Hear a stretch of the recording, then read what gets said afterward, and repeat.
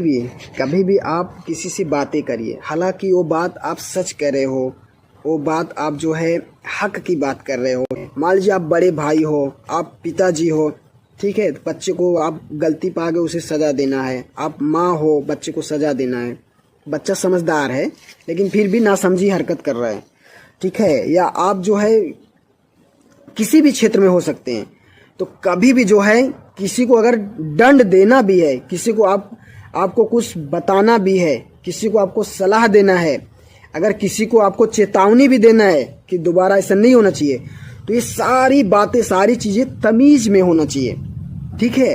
यानी जो नैतिकता जो होता है बात करने का, उसे अपनाना चाहिए। अगर आप अनैतिकता तरीके से, बदतमीजी तरीके से आप किसी को अच्छी बातें भी समझाएंगे तो उसे कभी समझ में नहीं आएगा, ठीक है। अगर आप किसी को सजा भी दे रहे हो, जैसे मान लीजिए कोर्ट में आप देखते हैं, कोर्ट में जज जो होते हैं वो किसी अधिकारी को भी अगर सजा देते हैं तो उनका लहजा आप देखते हैं, वो उनका आप बात करने का तरीका देखते हैं, तमीज से यानी नैतिकता तरीके से बोलते हैं, भाई तुमने ये गलती किया है, आपने ये गलती किया है तो आपको ये सजा मिलेगी ना, ऐसे ही कहते हैं ना।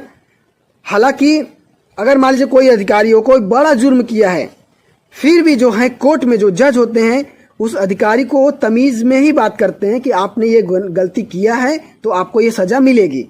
तो ठीक वैसे ही हम सभी को अपनी ज़िंदगी में कहीं पर भी हो, किसी से भी बातें हो, हमेशा नैतिकता में बातें करना चाहिए, हमेशा तमीज़ में रहते हुए बातें करना चाहिए, ठीक है। बदतमीजी तरीके से बातें करना ये एक शिक्षित व्यक्ति का पहचान नहीं है। ओके।